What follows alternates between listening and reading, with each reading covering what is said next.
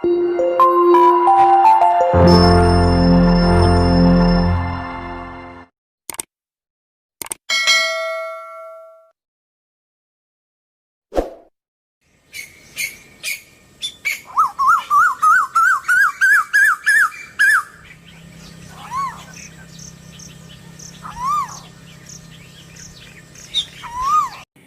Friends, कैसे हैं आप। हम लोग जॉन किट्स की बहुत ही famous poem ode to a nightingale को डिस्कस कर रहे हैं। आज हम लोग इस पोएम के स्टैंजा नंबर 5 और 6 को डिस्कस करेंगे। आइए अब हम लोग स्टैंजा नंबर 5 को डिस्कस करते हैं। I can not see what flowers are at my feet, nor what's of incense hang upon the bough. कभी कहता है कि जो नाइटिंगेल की जो दुनिया है वहाँ बहुत ही अंधेरा है। वहाँ पे जो पेड़ की पत्तियाँ हैं वो इतनी घनी है कि कभी कुछ भी नहीं देख पाता है। वो ये भी नहीं देख पाता है कि वहाँ पे कौन कौन से पेड़ की शाखाओं पे कौन कौन से फूल खिले हुए हैं।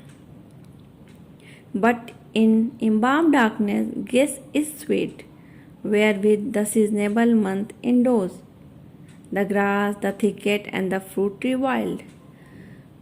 वो उन फूलों की खुशबुओं से ये बता सकता है कि वहाँ पे कौन कौन से फूल खिले हुए हैं।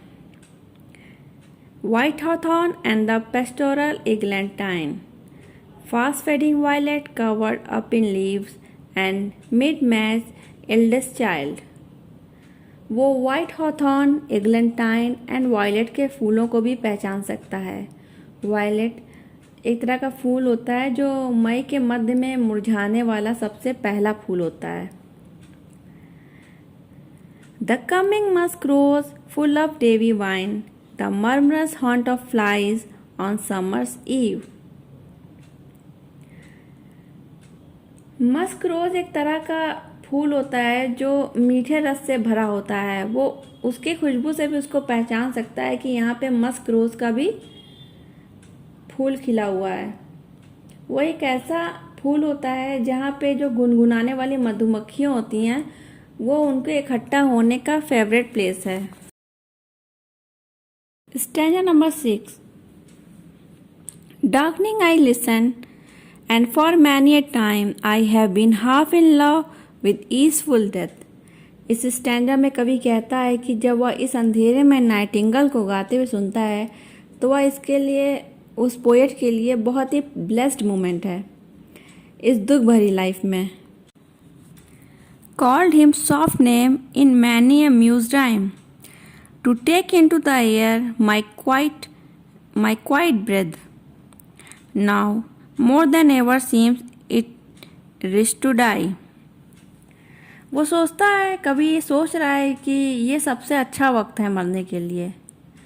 वो बताता है कि अतीत में बहुत बार ऐसा हुआ था जब जो डेथ थी, मतलब जो मौत थी, उसने पोएट को अपनी ओर आकृष्ट किया था। और पोएट ने मौत को एड्रेस करते हुए बहुत सारी कविताएं भी लिखी थी। उस कविताओं में उसने उससे ये प्रार्थना भी की थी कि वो उसकी सांस रोक दे। उसने मौत से प्रार्थना की थी।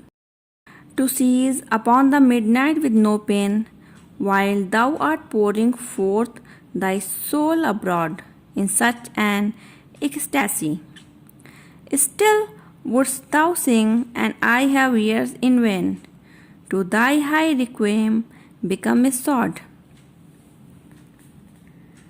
और ये क्षण, कवि कहता है कि ये जो मोमेंट है ये सबसे अच्छा मोमेंट है मरने के लिए।